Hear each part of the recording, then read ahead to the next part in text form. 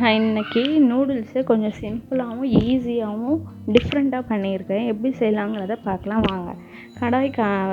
கடாய் காஞ்சதும் எண்ணெய் நான் ஊற்றி பண்ணியிருக்கேன். நீங்கள் பட்டர் யூஸ் பண்ணியும் பண்ணலாம். எண்ணெய் காஞ்சதும் அதில் சீரகம் போட்டுக்கோங்க.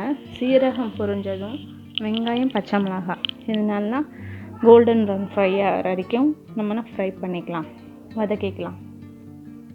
வதங்கினதும் நம்ம மஷ்ரூம் கட் பண்ணி வச்சுருக்கேன். நான் மஷ்ரூமை நல்லா ஹை ஃப்ளேமில் நல்லா ஒரு 5 மினிட்ஸ் நல்லா வதக்கிக்கலாம்.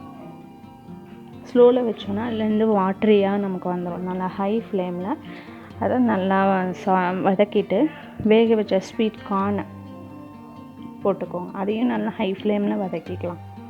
ரெண்டும் நல்லா வதங்கினாலும் இஞ்சி பூண்டு பேஸ்ட் ஒரு ஸ்பூன் போட்டுக்கோங்க. அதுவும் நல்லா பச்சை வாசனை போனதும் நூடுல்ஸ் கூட நமக்கு எப்பவுமே கொடுப்பாங்க இல்லையா, அந்த ரெடிமேட் மசாலா, அந்த ரெடிமேட் மசாலா போட்டு நல்லா வதக்கிட்டு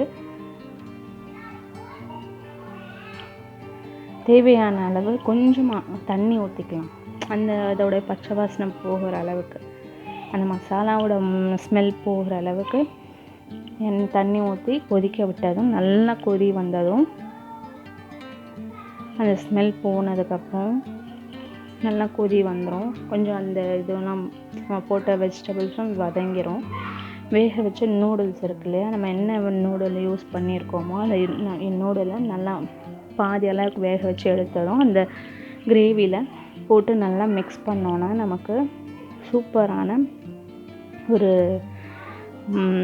குயிக் அண்ட் ஈஸியான நூடுல் ரெடி ஆகிடுச்சு. தேவைப்பட்டால் நமக்கு லாஸ்ட்டாக நான் இது போட்டிருக்கேன்,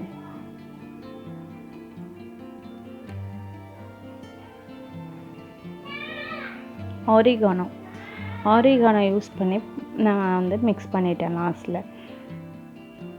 இதை ஆப்ஷன் தான், உங்கள்கிட்ட இருந்தால் போட்டுக்கலாம், இல்லைன்னா அப்படியேவும் நம்ம கொத்தமல்லி போட்டு இறக்கிடலாம்.